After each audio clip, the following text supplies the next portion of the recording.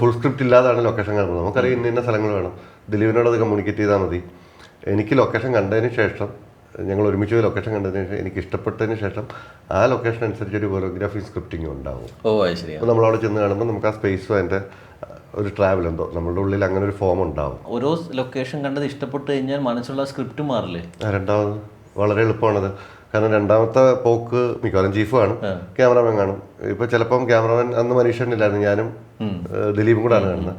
രണ്ടാമത് മനീഷനെ കൊണ്ടുപോയി കാണിക്കത്തേ ഉള്ളൂ. അത് കഴിഞ്ഞ് നമ്മൾ ഇങ്ങനെയാണ് ഷൂട്ട് ചെയ്യാൻ പോകുന്നത് എന്നുള്ള പ്രാക്ടിക്കൽ ബുദ്ധിമുട്ടുകൾ എല്ലാവരോടും ചോദിക്കും. ഇപ്പം സിനിമാട്ടോഗ്രാഫറുടെ ബുദ്ധിമുട്ടുണ്ടാകും, ചിലപ്പോൾ ആർട്ടിന്റെ പരമായ എന്തെങ്കിലും ബുദ്ധിമുട്ടുണ്ടാകും. അപ്പോൾ അത് സംസാരിച്ചത് ഓക്കെ ആണെങ്കിൽ ക്ലീനായി. പിന്നെ നമ്മളവിടെ പറഞ്ഞാൽ മതി ഇന്ന കാര്യങ്ങളാണ് ഇവിടെ വേണ്ടത്. അല്ല മനീഷനോട് നമ്മൾ ഇന്ന സ്ഥലത്തൂടെ ആയിരിക്കും ഷൂട്ട് ചെയ്യുന്നത്.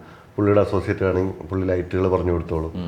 എൻ്റെ അസിസ്റ്റന്റ് അതിൻ്റെ കൊറിയോഗ്രാഫി ചീഫ് മനസ്സിലാക്കിയില്ല. ഒരു പ്രോസസ്സാണ്. നായാട്ടിൻ്റെ സ്ക്രിപ്റ്റ് എഴുത്തിനോടൊപ്പം തന്നെ ലൊക്കേഷൻ പോയിക്കൊണ്ടിരുന്നു ഞങ്ങൾ. ഇപ്പോൾ വട്ടവടയിലൊക്കെ പോയി താമസിച്ചിട്ട് കുറേ എഴുതിയിട്ടുണ്ട്. അങ്ങനെയൊക്കെ അത് അതിൻ്റെ ഒരു ഭാഗമാണത്. അല്ലാതെ ഒരു ഫിനിഷ്ഡ് സ്ക്രിപ്റ്റ് ആയിട്ട് ലൊക്കേഷൻ കണ്ടിരിക്കുന്നത് എനിക്ക് തോന്നുന്നു പ്രോപ്പറായിട്ട് കണ്ടിരിക്കുന്നത് ജോസഫാണ്.